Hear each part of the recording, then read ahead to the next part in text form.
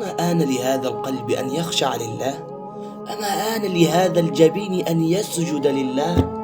أما آنت هذه الخلوة أن تكون في ذكر الله؟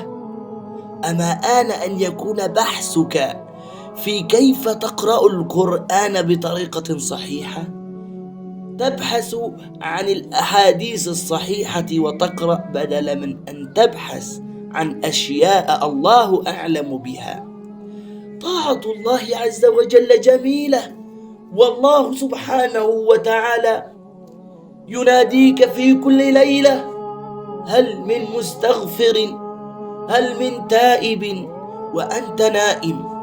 نحن الآن منا النائم ومنا المستيقظ على هاتفه، ومنا من يعمل، ومنا من يصلي على سجادته يدعو الله عز وجل أن يغفر له وأن يرحمه وأن يعافيه ويعفو عنه، ويدعو الله عز وجل بحرقة وأنه يستره ربه سبحانه وتعالى، يستره كل هذه المعاصي وكل هذه الذنوب، والله سبحانه وتعالى يستره، فيشكر الله عز وجل على نعمة الستر هذه.